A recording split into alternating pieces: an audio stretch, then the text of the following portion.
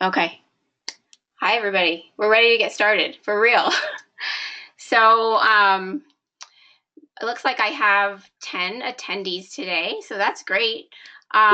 Before I jump in to talking about writing workshop number 2, what I'd love to do is just have each of you briefly tell us your name and just tell us the topic that you've chosen for your paper so we all kind of have an idea and I'm reminded of who's here and what you'll be writing about. So let's just start. I have Erin, looks like first. So Erin, if you're here, can you just unmute yourself and introduce yourself? Yeah, hi, my name is Aaron Mello. I'm writing about reactive hypoglycemia and the connection between that and violent and aggressive behavior in the male prison population. Great. Very interesting. I'm really fascinated to learn more about that from you. So, okay, so that was Erin. Andrea.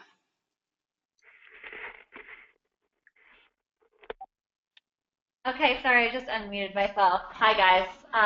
My name is Andrea White, and I am studying hormonal weight loss, specifically to find out how diet and nutrition and exercise modifications can impact metabolism and hormones in perimenopausal and menopausal women. Great. Okay, thank you. Antonella. Hi, my name is Antonella Blay, and my topic is nutrition and oral health. Excellent. Okay, Ariel. Hi, I'm not sure if that's unmuted. My name is Ariel, and I'm writing about how to prevent and repair the body after alcohol consumption. Great. Helen.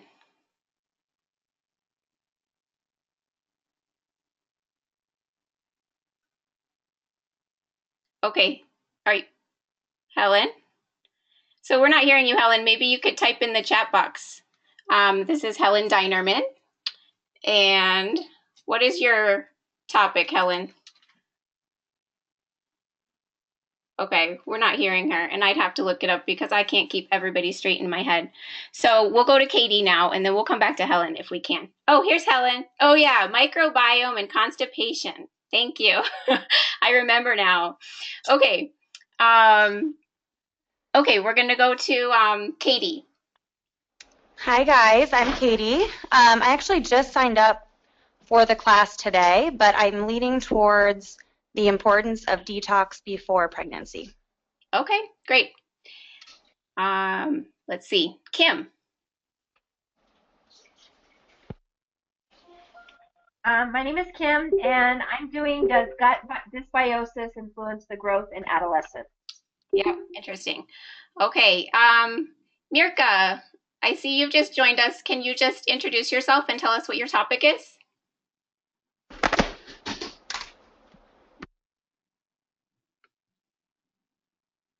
Okay, I'll tell you, Mirka. Mirka is going to be doing the relationship between stress and endurance in athletes, something along those lines. Nutrition for athletes. Okay, Suzanne.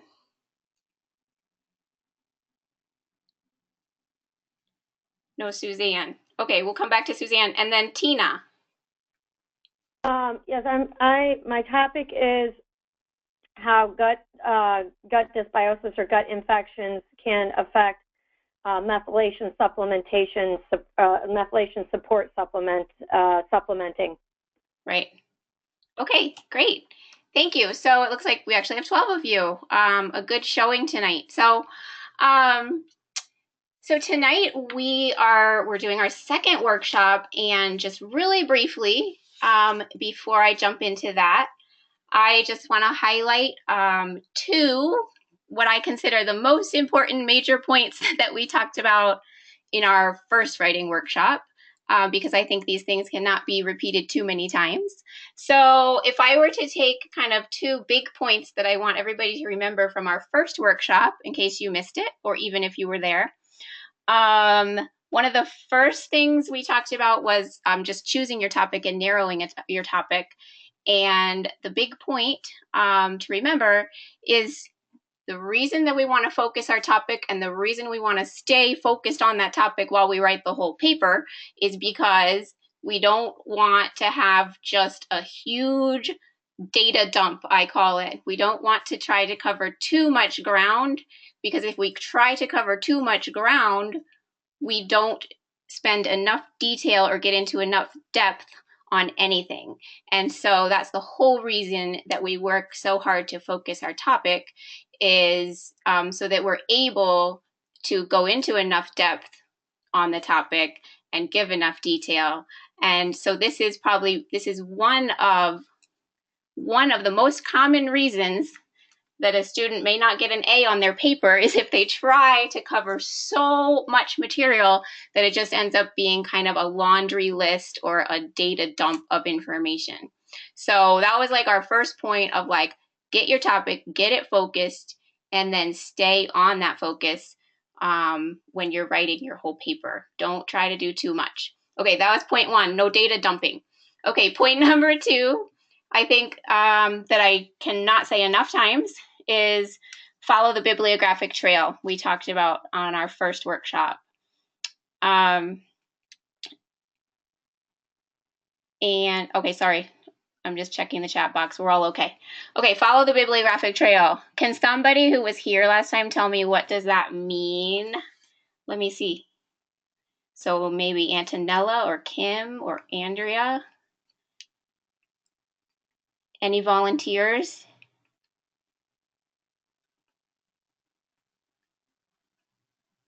Well, from what I recall, you try to get to the original source as quick as possible. So a website would be a second or third source, but trying to follow the trail. Yes, exactly. Try to get to the source of the information. And so we had an example. I think we just found a blog article online, and it talked about a certain topic, but it was actually referring to a research article.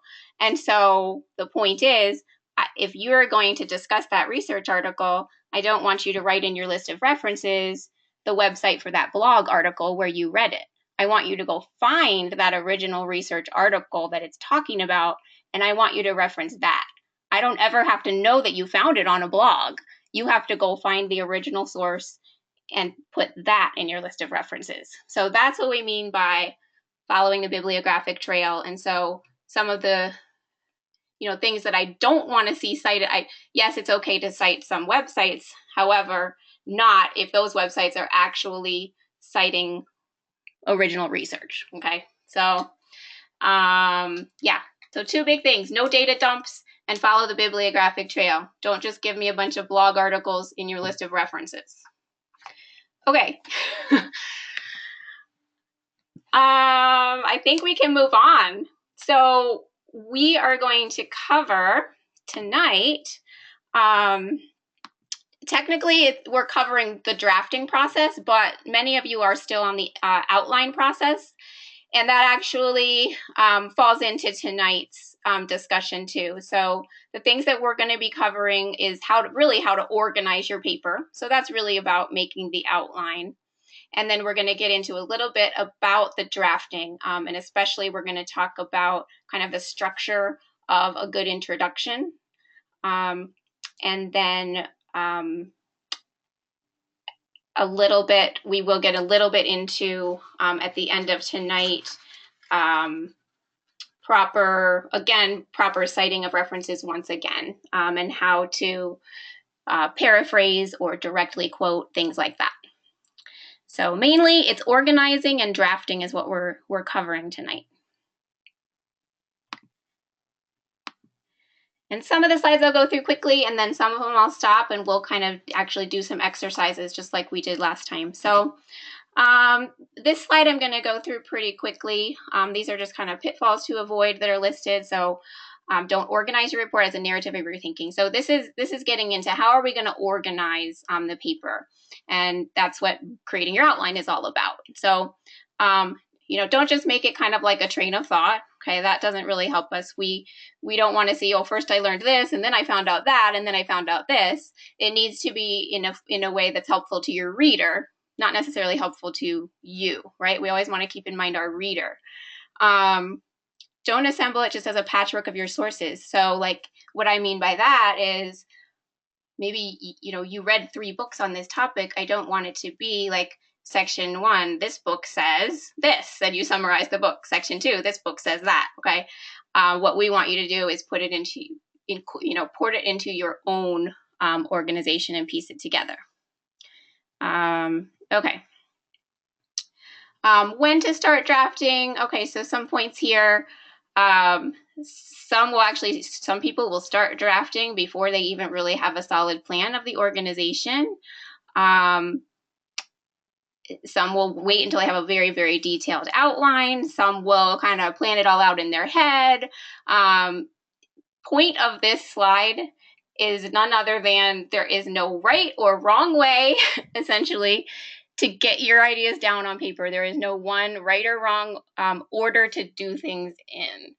And so a lot of moving from creating an outline to actually drafting, it's what works for you. So okay, moving on. Okay. So this is good information to kind of think about before you start drafting. So I'll just talk through some of these points. So before you start drafting your paper, there's a certain amount of information you need to have. You need to be at a certain place to be ready to start drafting. And so if you can answer the questions that are listed on this slide, you're ready to start drafting. So the first question, who's your audience? Okay, this is a question I ask you when you're just coming up with your topic. We talked about this a lot last time. So who is your audience? What do they already know? Why do they care, right? That's your so what. Who cares? Why? You need to be able to answer those questions in your sleep. This has to be a topic that you know matters and that you know it matters to whoever's going to be reading this or listening to you present it.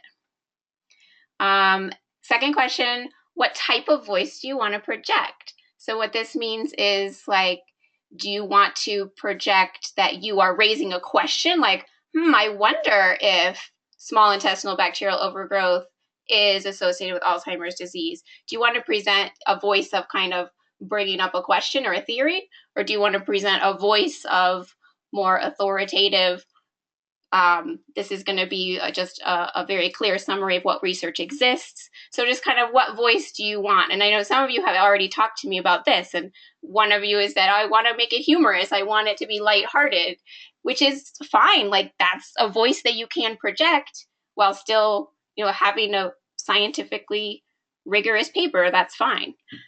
Okay, the next question. Can you state your question and the answer in 2 or 3 sentences? Okay, so this comes down to when you submit your topic, you're asked to write it as a question. And then the answer, so your question might be, for example, does the microbiome affect growth delay in adolescence, right? And then you should have a very clear, or you should know in your mind, what's the answer to that? And you should be able to say it in 2 or 3 sentences. So this would be something like, just if a family member asks you, oh, what are you writing about for your final project? You should be able to summarize it in 2 or 3 sentences. Like, this is my point. And that actually becomes your thesis. Your thesis means the statement that is the point you're trying to make in your whole entire paper. Okay. The next question you should be able to answer before you start drafting. You can summarize the reasons and the evidence supporting your thesis. Okay, so what we just talked about is your thesis, and then you should be able to summarize, kind of each of the sections of your paper, basically. And then the last point on this slide, it says, the questions, the alternatives, or the objections that your readers will raise, and you can respond to them. This is something that's discussed in the craft of research, and I do think it's really important that you again, you think about your audience and you think about, well, what could be the reasons that they wouldn't believe me or the reasons that they wouldn't think that my argument is sound? What questions would they raise? And then think of the answers. You have to be able to respond to whatever questions your readers or your audience might ask you. So this is, I think, a good slide to come back to. Like, you've got your outline, you've got a bunch of research kind of in notes, organized, but are you ready to draft the paper? You should be able to answer all these questions. Okay.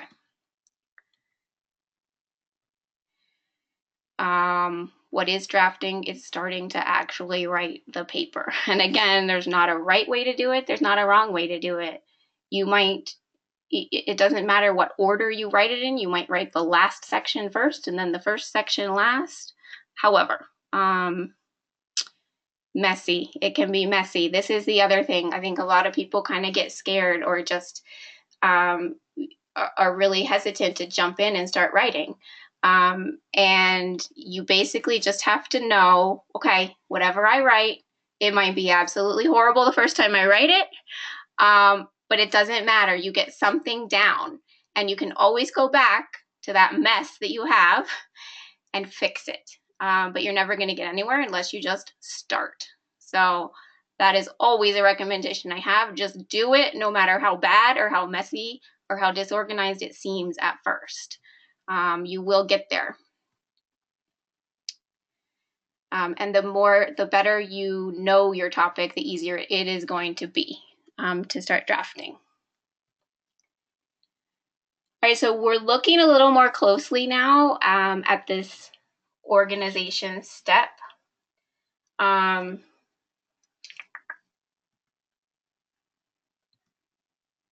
Oh, sorry. Okay. All this slide. So this slide is just saying outlining is the first step to planning. Sorry, I'm just making sure I'm not missing anything I want to tell you about the outlining step, because I don't have a more detailed slide on it. The outlining, essentially, so with your outline, like what I need to see you have a very clear thesis statement, like I was just talking about, being very clear about what the answer to your research question is. Typically, the thesis statement will go at the end of your introduction. That's where it ends up in the paper. On your outline, I want to see that you'll have an introduction. You'll have at least 2 or 3 major sections in the body of your paper, and then you'll have a conclusion. And for each of those major body sections, I do want to see subsections that show evidence that you will provide in that section for that broader category. So I think we'll get into a little bit more of this as we move through tonight. But let's start with the introduction. That's the first part of your outline and the first part of your paper. And I want to spend a little bit of time talking about the introduction because it is such an important part of your paper. It's the first thing that people read. Sometimes it's the only thing that people read. And what you do in your introduction will determine if they want to read more. So it's so critical, it's so critical. Write your introduction over and over until it really sounds great, because whoever's reading your paper, if they're impressed by your introduction, I mean, it's kind of like first impressions, right? Then you've set a good start, you've set a good tone, and people want to keep reading. So let's spend a little time on this. So what you are going to include in your introduction, and I do suggest you come back and reference this slide when you're writing your introduction and see, have you kind of follow this format. So typically in an introduction, there's not one right way to do it, but I think there is kind of a pattern you can follow that works. And here's a pattern you can follow that works. So one way that I sometimes think of an introduction is if you picture it like an inverted pyramid. So it's broad at the top and it narrows down to a point at the end, at the bottom of the introduction. And so that's just kind of one image to have in your mind. And then when you get into the specifics of how to do that, let's look at these points. So point number 1, summarize key points from background sources that are most relevant to your argument. So you give a little bit of background. This is like the broad base of the pyramid. So what is that background?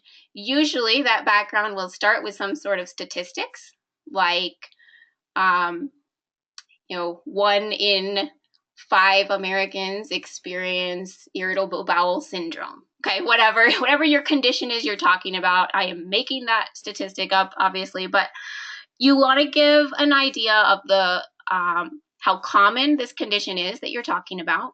So usually a statistic will be part of the background.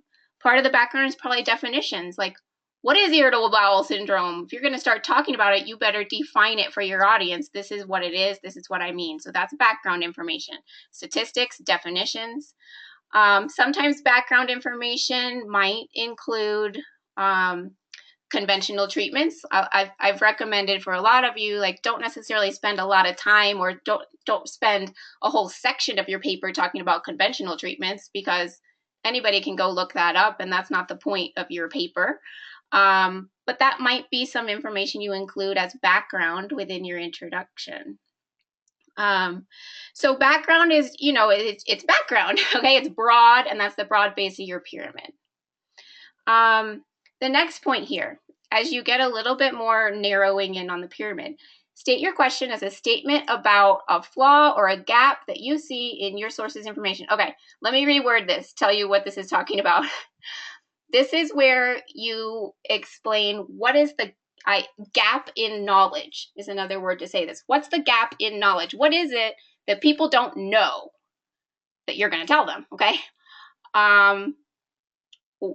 Yeah, what is missing? So this would be something more like, well, I'll take one of your topic examples of oral health, okay? So you might explain at this point, well, basically all these kids are having cavities, all these kids are having multiple cavities, they're told to brush and floss their teeth, but what they're not educated on is how can nutrition affect their oral health. Like, this is a gap. Nobody's talking about it. Dentists don't know about it. Hygienists aren't talking about it. Parents of children getting all of these cavities don't know what to do. So this is a gap in knowledge. And so this is part of convincing your reader, like, I'm going to start telling you about something that no one else is going to tell you about. This is leading into point number 3. So what? Why does it matter? Answer, so what if you don't find out? Okay, so then you get into, so what if you don't find out? Well, if you don't ever learn how nutrition can affect your kids' oral health, then they're going to just go through their whole life and just get, gingivitis and all their teeth will fall out and whatever. What's the worst case scenario? What will happen if they don't continue reading your paper and don't learn what you're going to teach them? Okay, so you answer the so what. And then you state the answer to your question as a point. This is the point of your paper or your thesis. Okay, so this is where I said at the very end of your introduction, you state your thesis. Usually it's 1 sentence, but it could be 2 sentences, just depending. But your thesis is, this is the point I'm going to make. I am going to make the point that nutrition has a huge impact on oral health in children. It can be as simple as that, but you are answering your research question with your thesis statement. That goes at the very end of your introduction. Now, the last point on here is optional. It says you can add a, quote, roadmap at the end of your introduction. Okay, so what's that? What's a roadmap? Does anybody know?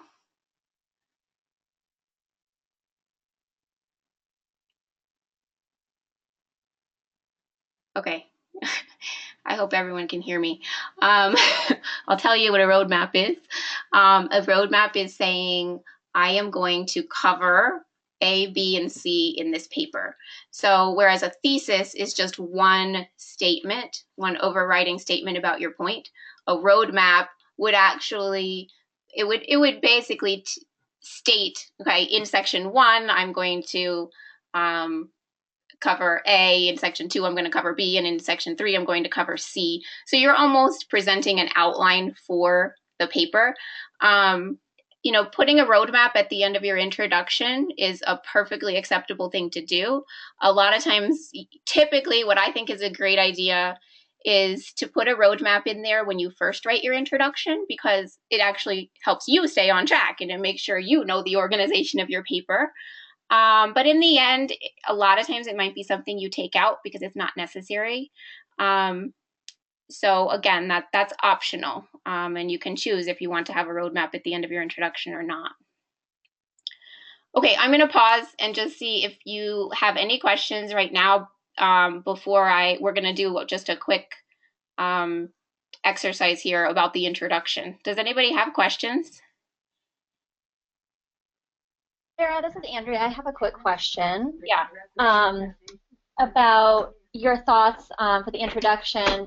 How do you feel about storytelling, like making a personal connection, stuff that's a little bit more down that road introduction? Okay, great question. Yes, that's absolutely fine. I've seen that done before where students do have a personal connection to their topic, and I think that's absolutely fine to include in the introduction.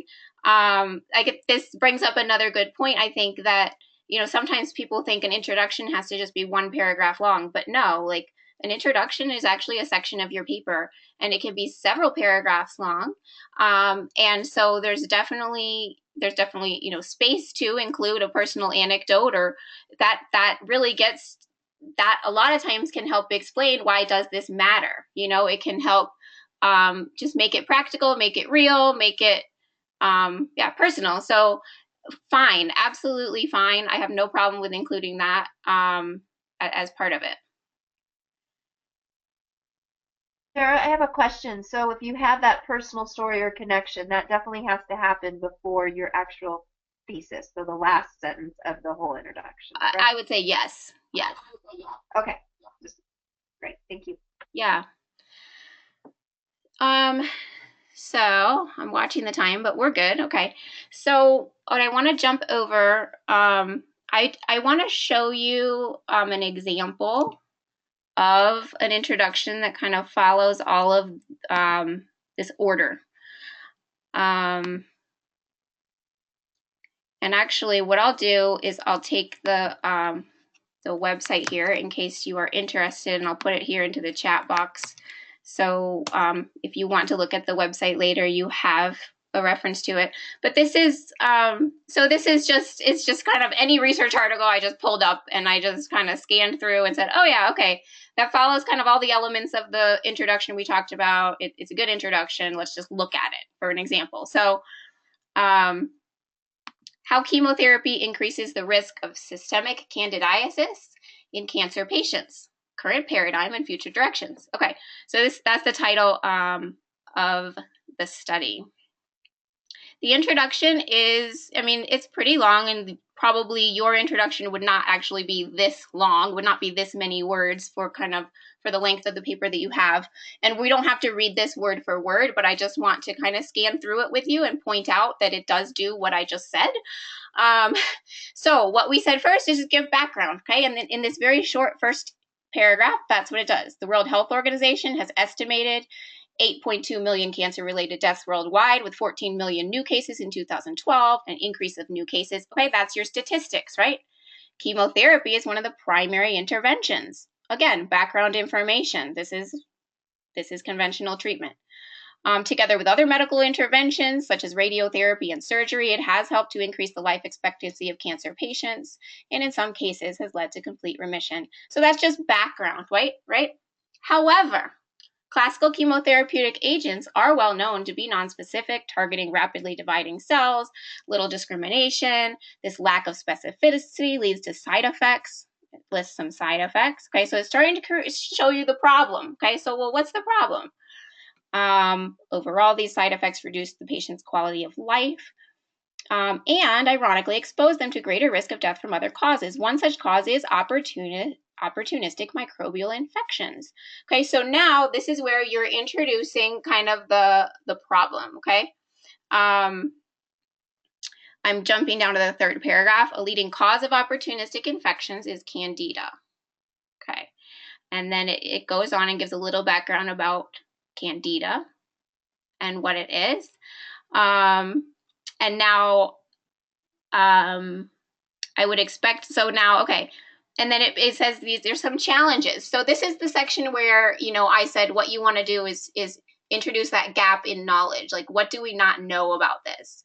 In a way, I mean, that is what this is doing. It's saying, look, Candida presents all these challenges. It impacts the healthcare system. This is the so what, okay? And now it says there's an intriguing hypothesis that Candida infection can cause tumor progression. For these reasons, understanding the mechanisms underlying, I'm on the last sentence of the third paragraph, understanding the mechanisms underlying systemic candidiasis in susceptible patients will be important to develop novel strategies of prevention and treatment for the disease. Okay, so basically, you know, it's going from more general to more specific. It's going from background information into here's what's the problem, here's why we need to know more about this topic, here's why it matters. And then finally, in the last few sentences, which is the last paragraph here, this review will cover. Here's what we're going to do, right? It tells you, it might tell us a roadmap, I'm not sure, let's see. This review will cover the changes induced in the mammalian host by chemotherapy treatment, ranging from well-established effects such as immunosuppression, blah, blah, blah, okay, to changes in the microbiota, including Candida, and how these may impact disease risk and outcomes. So actually, this is all one very long sentence. This is actually their thesis statement. But in a way, you know, it is one sentence summarizing their whole entire paper and saying, what are we going to do? So I thought this kind of was a good basic overall, you know, followed the structure we're talking about. Good example. All right, let's go back. Any questions or comments on that?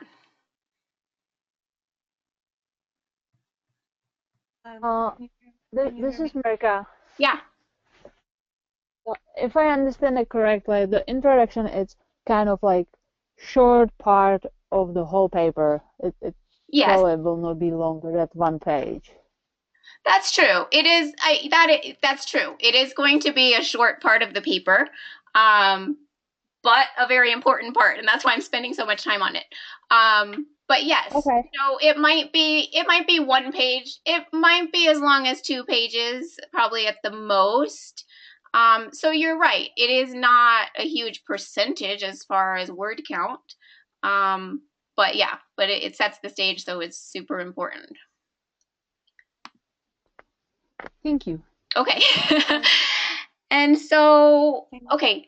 So this says storyboard. Storyboard is nothing different than an outline. I mean, basically a storyboard would be if you take your outline and put each part of your outline onto a different piece of paper and tape it all over the walls of your room.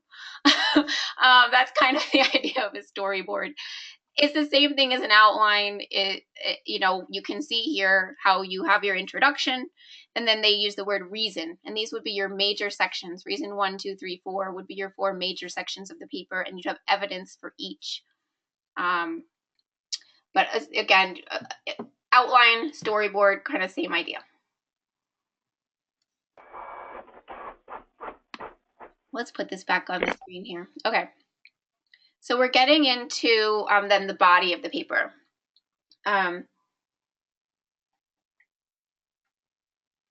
Okay, so when you're just starting to draft this, again, this says don't be afraid to use too much space. Basically, don't be afraid of anything. Just throw it all on paper at first. So, you know, one thing I suggest once you kind of have your outline, at least like set aside maybe even just do a page break or something in your document, but put those titles of each section into a Word document. And as you're reading articles, books, you know, studies, whatever you're reading about it, cut and paste stuff or make notes into your sections that you already have. It's one way to kind of start getting the information organized. But then when you go to actually draft it in a written out report form, here are some things that you can keep in mind as you're just organizing your thoughts on paper within each section. I'm here. Here it says it helps you to find a suitable order to put things. So these are some options of how to organize your information. One way is to go from familiar to less familiar. So this is the same idea as, it's same idea as the general to specific is the idea of the inverted pyramid, right? But the familiar to less familiar is a similar idea where, like, the first section of your paper might be like, oh, what am I thinking? Think of a good example. Let me look at one of your topics and come up with a example. So,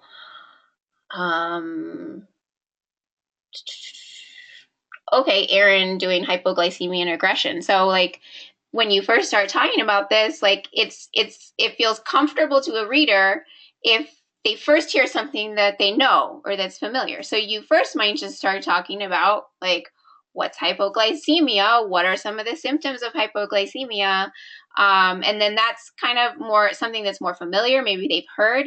And then you go into, like, well, but look, guess what? There's studies showing that it actually relates to aggression, and that's new information. But it's like once they are they feel comfortable reading something they're familiar with, then you move into what's less familiar. I don't know if that's a great example, but I don't know. So familiar to less familiar or general to specific is another option of a way to organize material, or going from what's simple to more complex. Basically, these are ways that, you have, again, it's always thinking about your reader. How are they going to most easily understand what you're saying? And if you organize it in one of these ways, it's easier for them to follow. Okay, so going from simple to more complex is another way to organize your information.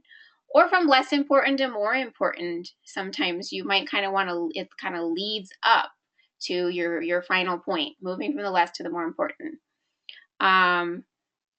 You can just kind of keep these in mind when you write, or even keep them in mind when you're going back to do revisions. Again, no right or wrong way to do it, but this helps it make it easier for your reader to understand and follow. Drafting just right. Yeah, this is what I keep saying. Just go ahead and write it out. Get something on paper.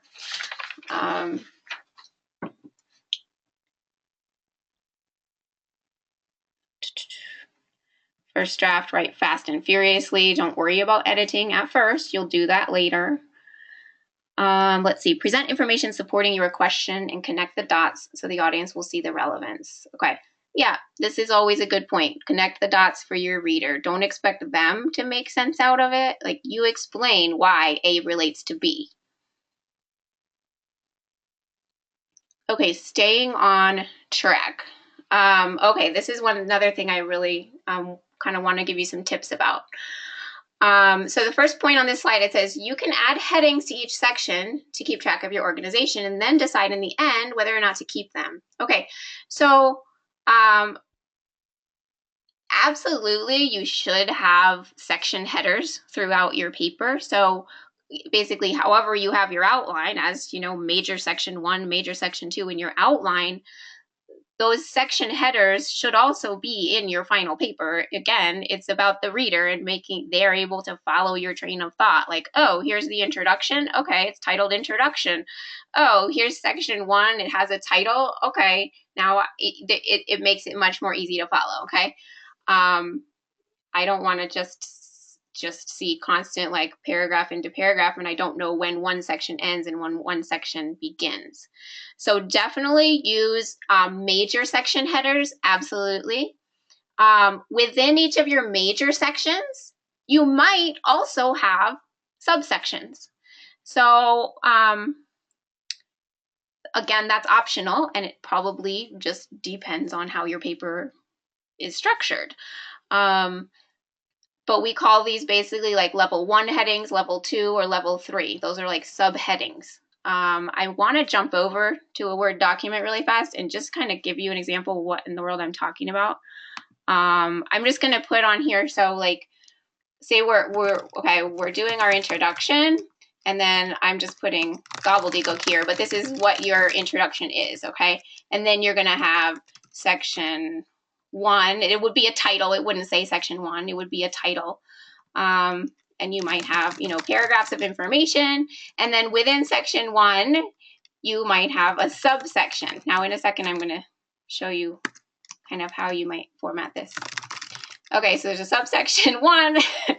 I know, it's all just, I'm writing gobbledygook, but hopefully this will all make sense in the end. Okay, so what you might do, and we're going to look at this again next writing workshop. We're doing more on really formatting your paper, but just to give you an idea, you might have, a heading 1, that's like a level 1 heading, right? And then you've got some paragraphs of information. Major sections of your paper would all be considered headings 1. Okay, so major section 2, gobbledygook, wow. Okay, so major section 1, major section 2, those are all like major headings. Somebody has their microphone and I'm hearing background noise. Who's talking in the background? Okay, I'm sorry. I made a mistake because I was distracted. Let me undo what I did.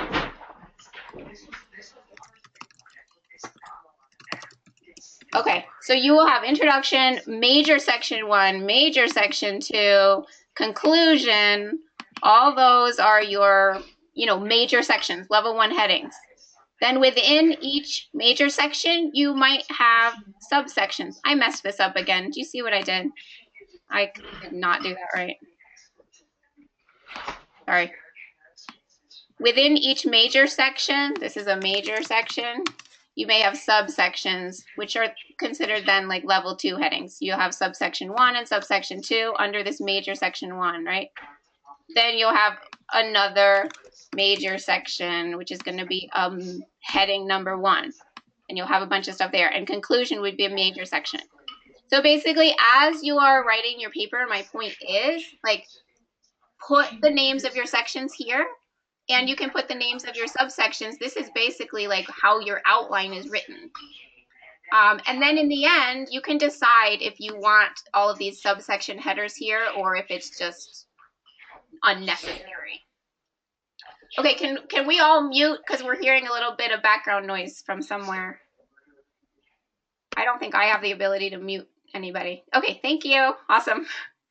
Okay, I'm sorry, I got distracted on that part. So I want to make sure that my point is clear. Do you understand what I'm saying about including section headers and subsection headers?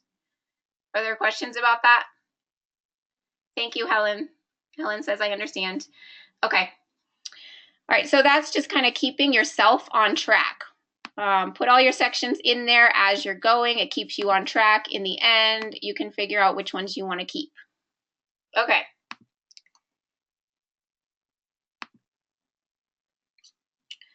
Okay, back to citing references, a topic we keep coming back to again and again. Okay, so I'm going to go ahead and just put this, no, I won't. Okay, so build the report on your ideas, your phrasing, but support your information with quotes, paraphrases, and summaries from your sources. Okay, so basically there are several different ways that you can take information from your sources and put them into your paper. Okay, the first one here is summarize.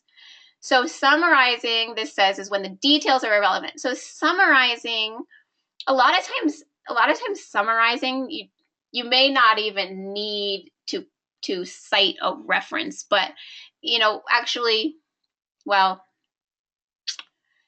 yeah, I guess it depends how broadly you are summarizing. But summarize is completely in your own words. So it's basically like let's say you have, even if you've just read a whole abstract of a study, and you just want to take that whatever information from there and just put it into like one sentence summary. Like, this is the point I got from this study. You're not using the same words that they used. You're writing it your own way, okay? You're summarizing it. I'm going to show you an example of this in a minute after I go through this slide. Okay, the other way is paraphrasing. Very, very similar to summarizing, but paraphrase is more like you are saying exactly what they're saying. You're just kind of choosing a few different words and moving the words around. So it's like it's kind of in between directly quoting and totally summarizing. So yes, it is in your own words, but it's a little bit closer to what your original source says. So this you'll do a lot. This you'll do a lot when you are like, say you're reporting findings of a study and you have to say, you know, well, this study found that 87% of people who took probiotics actually, you know, had detectably different levels of microbes in their stool or whatever. But in any case, like you're quoting, okay, 87%, like a lot of it is like you can't really change so much how they say it. You just have to slightly tweak it so you're not directly quoting it. So you're paraphrasing it. You're just saying it a little bit different way. Okay. Or the last option is to directly quote, okay? And a direct quote would be like word for word. You take it exactly as they said it. You put it in quotation marks. That's how everybody would know this is a direct quote. Now, kind of the big point of all of this is do not overuse direct quotes, okay? Like for the most part, the best way to write your paper is to mostly summarize and paraphrase. It's really distracting if there are too many direct quotes, and too many direct quotes basically tells me you didn't try to put it into your own words. So direct quotes are useful occasionally and used sparingly. Direct quotes are helpful under these circumstances, these little purple bullet points, like, okay, if the words really back up your thesis, kind of like if it's just a really strong point and it's like, look, somebody else said this, it's a great point, direct quote. Or if the words are from an authority that backs you up, like, okay, yeah, that's a good reason to say, well, you know, the top doctor in the country thinks this. Okay, that's worth putting in quotation marks. Or if the words are strikingly original. So yeah, it might be like, gosh, it's going to sound so much weaker if I change that word. That's such a great word. You know, it really sums it up perfectly. I'm going to put that in direct quotes. But again, like, don't just put it in direct quotes because you didn't want to reword it. It's very, very clumsy to try to read a lot of direct quotes. And so use them sparingly for sure. If at all, you could probably write your whole entire paper with no direct quotes if you wanted to. Okay, are there questions about this? Because I'm going to show you an example on this also.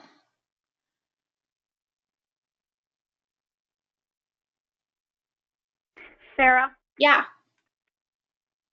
When you do, are you going to cover how we cite?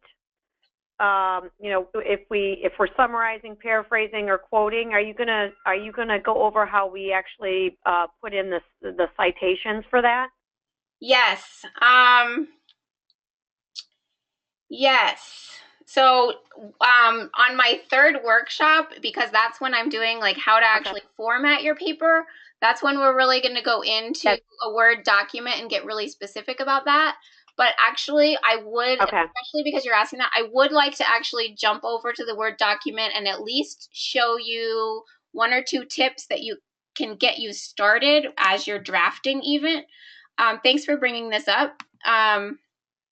So I'm gonna go ahead and show you one, well, yeah, sneak preview of next workshop basically. So, okay, I want to insert a citation here.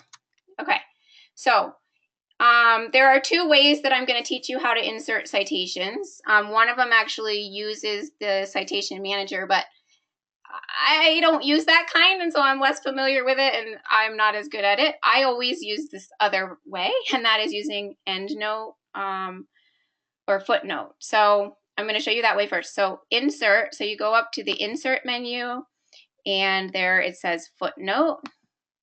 And a box pops up, and you have a choice. You can insert footnotes at the bottom of the page, or you can insert endnote. You can switch it to endnote, and that goes to the end of the document.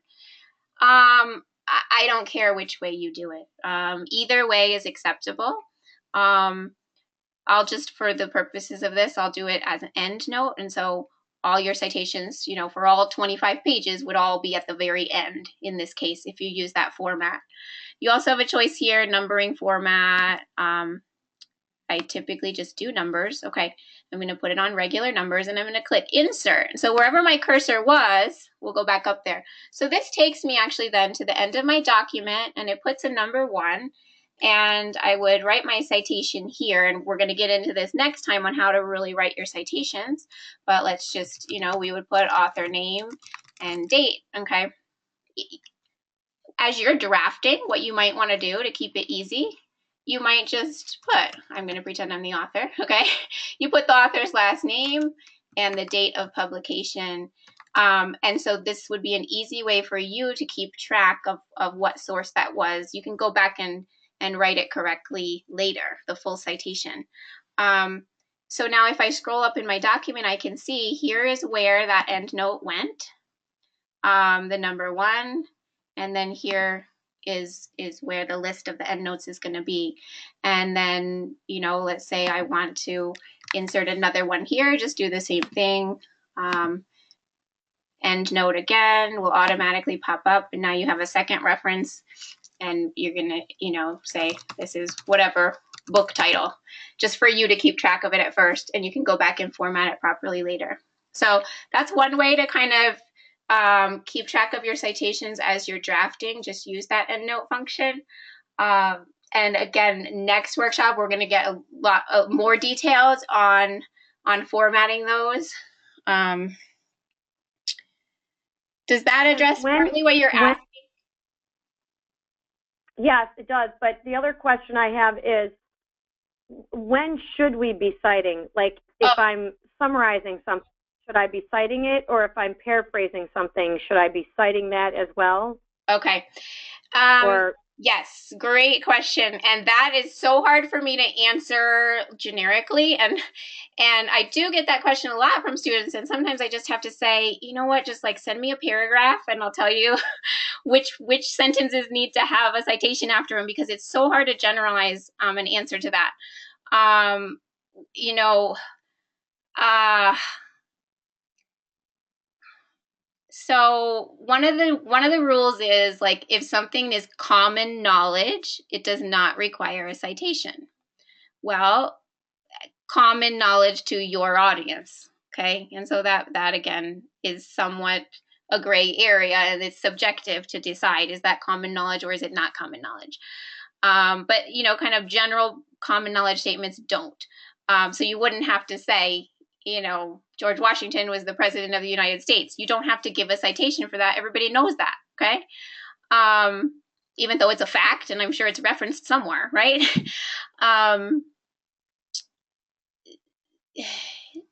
Paraphrasing, typically you will, you know, usually it's clear if you are referring to something you read, or if you are just explaining something from your own perspective. Like, technically, if you are in any way like taking information from a source, it should have a citation there.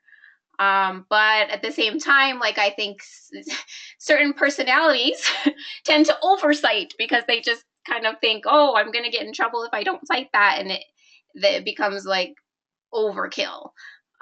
So I guess I would say, if you're really struggling with, do I need a citation here or not, I would go with the option of sending me a paragraph, and I'll give you some feedback on what you're doing. Great. That gives me some direction there, and okay. Thank you for that. Okay. Let's see.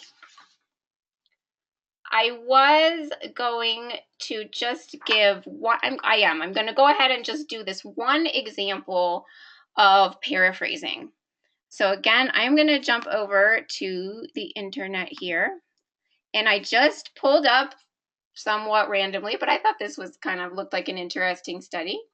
And we're just going to look at the abstract. And so the title of this article, The Establishment of the Infant Intestinal Microbiome is Not Affected by Rotavirus Vaccination. Okay, so the idea here is what you might want to do, like, one way, what I want you to do is basically read this abstract or scan through it quickly. And then what if you wanted to take the information from this abstract and you just wanted to summarize in one sentence? What was this study about? What's the point? What information from this abstract do you actually want to go into your paper in one sentence? And that would be summarizing. So I'm going to give you 1 minute to read it.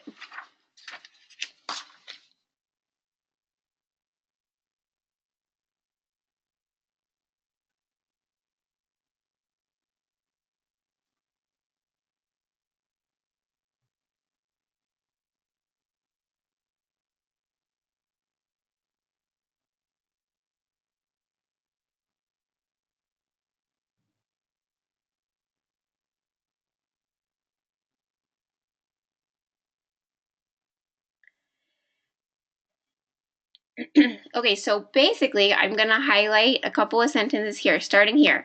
Metagenomic, PCR, DGG, I don't even know what that is, right? And fecal short-chain fatty acid analyses were performed on fecal samples obtained from 3 infants before and after administration of vaccine. We found a high inter-individual variability, blah, blah, blah, but a large similarity, blah, blah, blah. Rotavirus vaccination did not show any major effects upon the infant gut microbiota. Those are the sentences that actually kind of have the findings, the results of this study. That's the point. That's the information you want to share in your paper. You just want to share the point, the results, what was found here. So in one sentence, much fewer words than what's here, how could you summarize what this study did and what they found? Does somebody want to do that?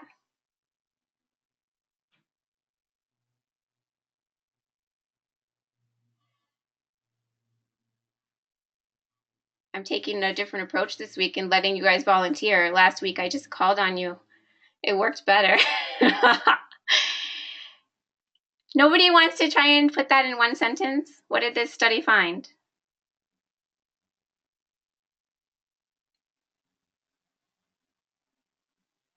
Nobody? Okay, fine. It's 8 o'clock, so I'll do it. So, okay, so here's what you might do. You might just say, a study conducted in 3 infants. It's kind of important, right?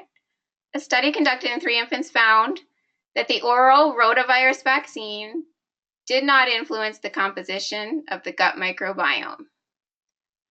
So I didn't use any, I didn't word it in the exact same way they did. I just put it all in my own words, but it gets the point across just as well, right? A study conducted in 3 infants found that the oral rotavirus vaccination did not influence the composition of the gut microbiota, period. Okay, so that's how I don't know if that's called summarizing or paraphrasing. I guess it's summarizing because you're kind of just making one point out of this whole big paragraph, but you're putting it in your own words. Would that need a citation? Yes, that would absolutely need a citation because you're saying a study conducted. Well, what study are you talking about? That would need a citation. So definitely, it's a brief summary or a paraphrase, and you would put a citation after it for sure. Anytime you say a study this or that, you would have a citation. Okay, so that's just kind of one example of the summarizing, paraphrasing. We are almost done. I think I have basically like one last thing to say, and we've covered what I want to cover tonight. We talked about here the citing. Yeah, last thing is always remember you can use the save as function. And so you can use this as many times as you want. You can use it like in the middle of drafting, but definitely after you feel like you have a draft of your paper down, click Save As, and then, rename it as another document and say, my paper take 2. And the whole point I say this is because it frees your mind to slash and change and delete and reword, because if you accidentally delete a bunch of stuff that you think is irrelevant and then you change your mind and say, oh, where was that information? What did I have down the first time? You go back to the original saved document, right? So the main reason I say use that save as function is to free up your brain so that you can make changes and not worry that you're going to lose information. I would say probably you will almost never ever go back to the first saved one, but it's there in case you need to look at it. So yeah, use the save as function. Okay. This lovely drawing is just kind of to show that there's no one right or wrong way to write a paper, and do it the way that works for you. And you probably come, cycle through the stages. Okay, so it's 8 o'clock. Again, I want to be respectful of our allotted time, but I'm happy to stay on the line for a little bit if anybody does have some more questions for me. Does anyone have any questions? Yeah, Sarah, I do have a couple. Sure. This is Tina. And Tina, okay, yes. So I'm going to answer Tina's, and I will answer anybody else's questions who hasn't, but also if anybody needs to go, thanks for being here. Okay, Tina. Sarah, this is not related to tonight. I mean, Okay. It is in a way, but I sent you an email earlier this week, and I didn't get any response back from you, so I'm wondering if you got my email. I don't think so.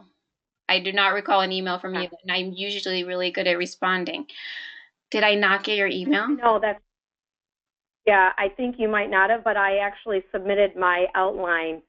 I know it's late, but I submitted it earlier this week, and so my thing is, I think that what I'd like to do is, I don't know if you have some time tomorrow to I'd like to, I don't know, probably talk with you. I can re-email it to you, but I just have some concerns that, you talked in the beginning tonight about, which was actually covered in the last,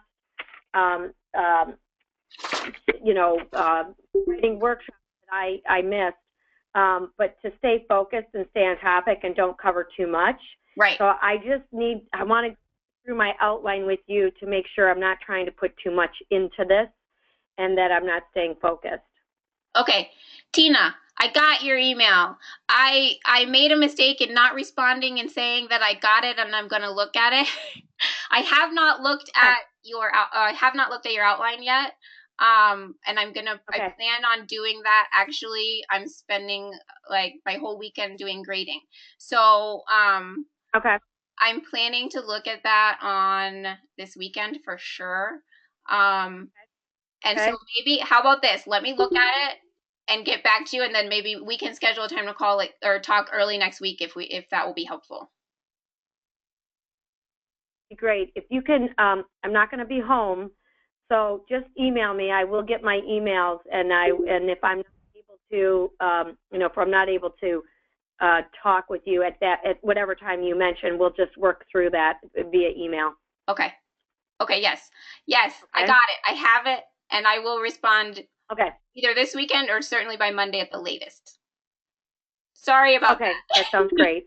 Okay. No, that's okay. I just wanted to make sure you had gotten it because I know you usually are very prompt. I know, and sometimes I miss them here and there and forget to respond that I got it. I'm so sorry. Okay. Anybody else? Oh, sorry. Anybody else have questions? Okay. Great. Anybody?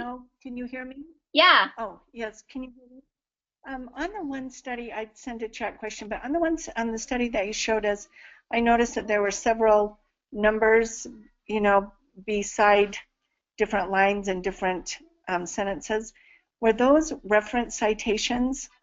And if we find those in something that we're citing, do we need to add all of those, or is one adequate? Okay, great question. Are you looking at the one where we looked at the introduction? Yes. Okay, great question. Yeah. Okay, so when would you just cite this article, right? Like say I actually want to say something about systemic candidiasis from chemotherapy, right? So you're asking, okay, if I'm reading something in this paper, when is it okay just to cite this paper? And when do I have to say, oh, wait, I actually have to cite this number 7? Is that what you're asking? Yes, and then like down just a little bit farther, there's like number 9 and 10, and then 11, 12, 13, 14. You know, there's a whole bunch of them. Right. Okay. So this paper that I pulled up here, this is a review article in and of itself. And so on our first workshop, we talked about how you can have kind of the just original studies that come up with like that's what this is. This is just an original study. It basically has one finding, you know, that rotavirus doesn't affect the microbiome. Okay, that is really a very original study. Okay, this one about candida and chemo is a review article, and so it is like what you are going to be writing a review article. That's what your paper is, and so it has a lot of citations in it. Like yours will have a lot of citations in it. So how to decide when to cite the review article or when to cite stuff that it cites, okay, is a case-by-case basis on each point. So like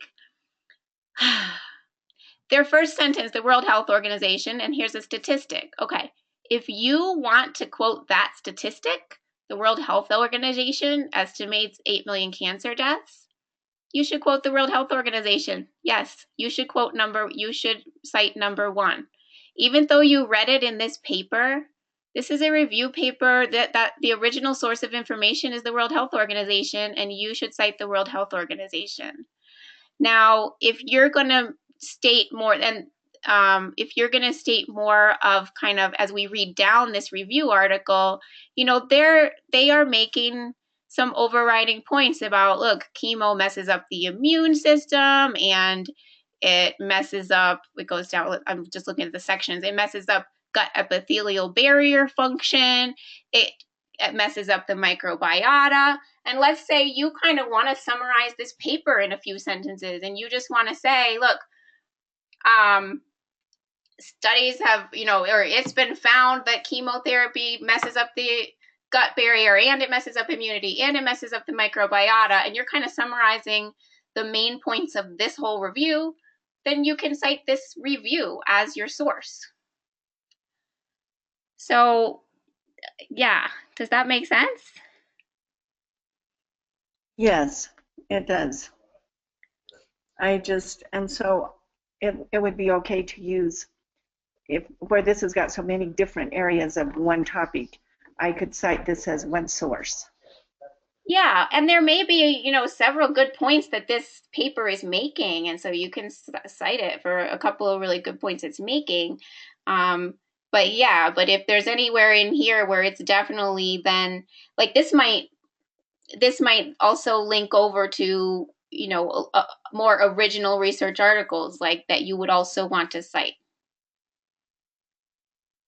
specifically if you want to cite more specifically, like, oh, here I really want to talk about these anti-cancer drugs and radiation, then you have to cite that one. And that is what following the bibliographic trail is. It's like citing the review article when that's what you're citing, or follow the trail to what it's citing if you're being more specific. Okay, thank you. Okay. It's just a lot to learn. It is. And yeah, you're not gonna do it all 100% right, and that's fine too.